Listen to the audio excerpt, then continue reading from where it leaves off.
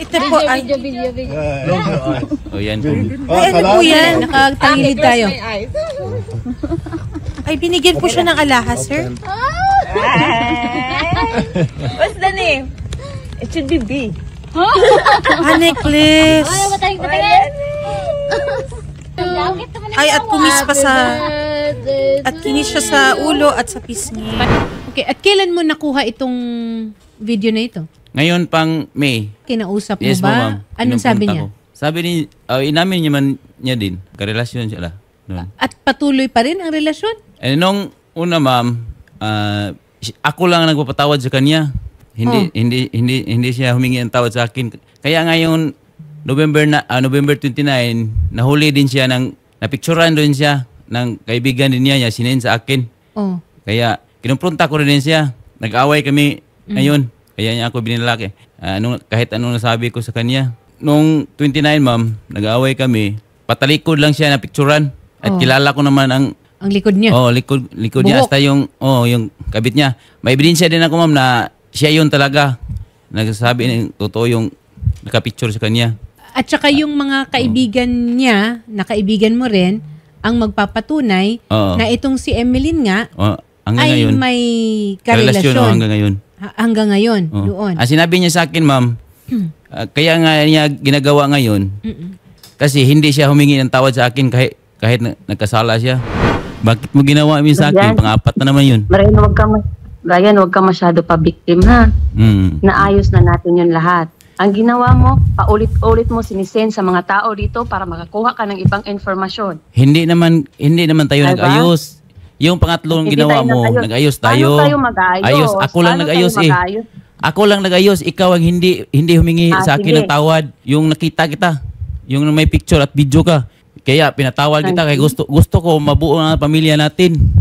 Ayaw ko masira kasi kakaawa yung mga bata natin, mga anak natin. Pero anong ginawa mo ngayon? Ngayon, may picture ka na naman. Sabi mo, kung ano, si Carmela nagpatunay na ikaw yung hasta yung kabit mo. Actually po yun, ma'am, yung picture at saka video po, na-receive niya po March po, 2024. Yung picture na po yun at saka video, yung August 2023 at saka December 5 po. Napag-ayusan na po namin yan, nag-usap na po kami.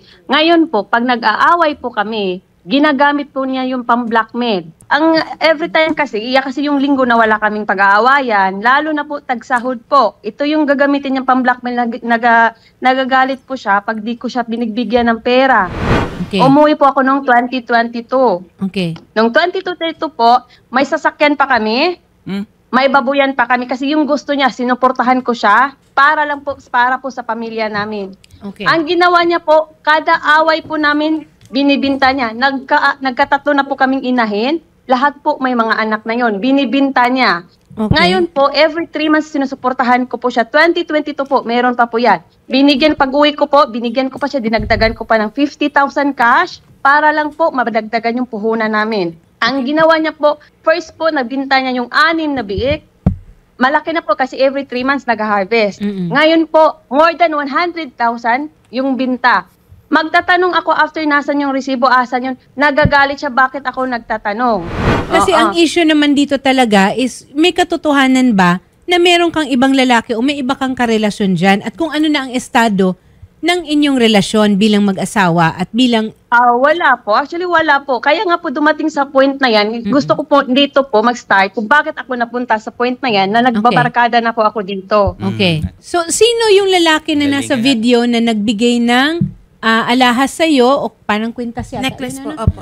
Tapos hinalikan ka. Birthday ko po, galing po kami sa bar, tapos nagpunta po kami sa dagat. Yun po, nakainom na po kami. Ganyan po. Hindi ko naman expectation na may nagbibideo din pala doon that time. Ma'am, so in short po, ma'am, sino nga po yun, ma'am? Manager po yun ng best friend ko na nagsisend sa video na yan. Ito ba ay nanligaw sa'yo? May relasyon kayo nung taong yun?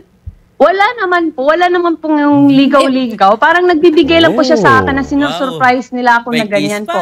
Okay, bakit kanya binibigyan ng alahas? Parang napakabigat naman yata o napakalaking... yun po, binibigyan. Siguro po, syempre nag-a-admire din po sa akin yun, yung mga ganyan na bagay po. Pero dumating po kami sa point na yun. After na yun po, natapos na yun after ng birthday ko. Okay, so wala kayong relasyon? Wala po. Ano ngayon ang gusto mong mangyari, Brian? Siguro ma'am, may ebidensya naman ko ma'am, gusto ko na makasuhan siya dito at makulong siya dito. Ayan ang gusto ko ma'am. Ang hinahabol ko lang ma'am, makulong siya kasi kasal kami. Hindi na ako na, okay lang sa akin ma'am kahit hindi na kami magkabalikan. Basta yung mga anak ko na 3 sa akin. Ayaw ko na matulad sa kanya yung ginagawa niya.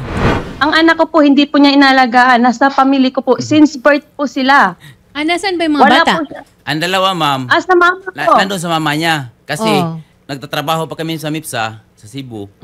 Kaming dalawa, yung dalawa pag-anak yun, nandun sa mama niya, nag-alaga. So, sino yon? Yung panganay at saka yung Pangalawa. si 13 at saka si 12. Oo. So, si 6 years old nasaan? Nasa akin ma'am, kasi nung bata pa, iniwan niya, hindi pa nag 1 year, dito na sa akin, ako ang nag-alaga sa kanya. Kaya sa akin sumasama.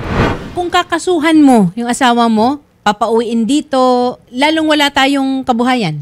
Okay lang yun ma'am.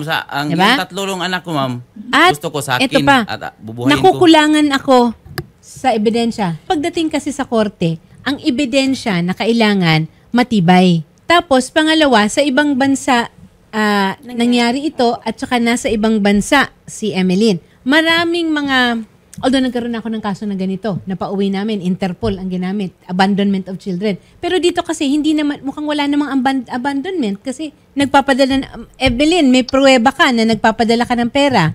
Yes po. Okay, may Last po, pruweba padala ka ko na sa kanya nakakausap po. mo yung mga Yes bata. po. Okay. Exactly po. Anak ko po mag-witness po sa kanya.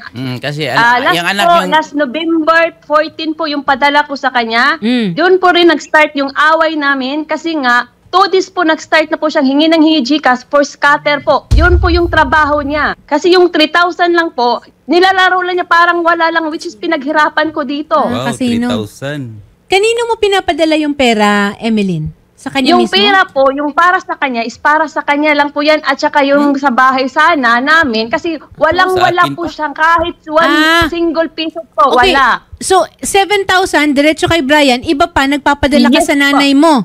Yes po. Brian, Ito anong po. trabaho mo? Construction ma'am, pag meron akong... Ngayon, may trabaho ka ngayon? Meron. Regular ka? Tindahan. Hindi, ma'am, hindi. Tindahan po ng ate niya po. So, Pinapagawa sa kanya. Hindi- Lifetime career yan. hindi, kumbaga, hindi regular. Opo. Wala po. Since po nag-work ako, wala. Okay, so, Ako po yung sumusuporta sa mga bata. itong sitwasyon na ito, yung picture na yung video na yun, parang yun din ang dahilan nun dati. Tama ba ako, Emeline? Parang ang sinasabi mo kasi, Emeline, po. paulit-ulit niya. Pinaulit-ulit niya po. Gina-blackmail niya po sa akin yan. Nangyari pa po. Ginamit niya yan. Napapatayin niya yung anak ko, bunso. Uy, Kaya pinapulis ko yan po. 2 anak ko pinipilit niyang kunin. Nagsitalunan sa bintana, nagsitakbuhan. Doon nakahiga sa damuhan, nagtawag sa akin na hinahabol kami ni Daddy. Oy. Bakit naman?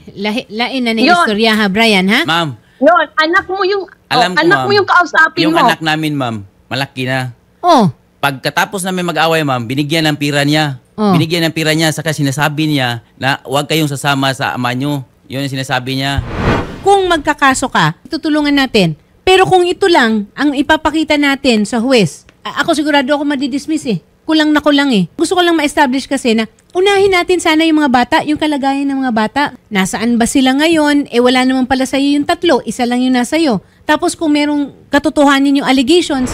Sa kanila po kasi dinala niya yung po that time yung bata doon eh. Kaya po nag-chat po ako agad kay Papa. 6:00 po na ng gabi yon, wala na pong sasakyan. Sabi ko puntahan nyo kasi sabi niya last tingin ko na lang daw sa anak ko. Pag hindi daw magdamayan na daw lahat.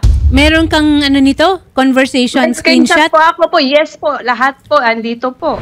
Ma'am Emeline, dito naman po sa programa ni Idol Raffy, actually nakikinig si Sir Raffy, patas naman po tayo dito. At nakikita Yes nga po. po namin na parehas po kayong may mali. Una po ma'am, ikaw naman po, hindi naman po kasi maganda na kayo po ay kasal at pumapayag po kayong hinahalik-halikan ng ibang lahi Oo. doon. Kayo naman sir, yung regarding naman po, hindi din naman po biro yung trabaho po ng mga OFW. Tapos malalaman po sir na nagsusugal pa po kayo at may mga allegation po ng kapabayaan po doon sa mga bata. So ang mangyayari po dito sir, kukuha po kami ng contact person po namin sa Toledo, MSWD, para ma-assess po yung mga bata. Kayo naman po, bilang mga magulang, alamin po ninyo kung paano po kayo mas magiging responsableng mga magulang para po doon sa 3 bata. Gawa po ng attorney, True. meron po silang 6 na taong gulang pa po na bata. May pagkakataon pa kaya na may pagtingin ka pa ba kay Emeline? Siguro ma'am, hindi naman siguro mawala yan ma'am. Kasi pinatato ko pa siya dito yung pangalan niya, ma'am. Tingin nga. Patingin niya. Ayun, pakita mo. Pinatato ko pa yan, ma'am. Pero, Okay. Pwede ka lang mag-asawa ko ulit kung Emeline din ang pangalan. Sus Mariosep. Talaga naman, pag-ibig nga naman, pag ikaw ang nasok sa puso ni naman. Yes. Salamat po, Ma'am Emeline, ha? At magandang hapon po. Sir Brian, bigyan namin kayo ng chance Yes na po. makapag-usap po, ha? Off-air. Usapan po yung mga bata.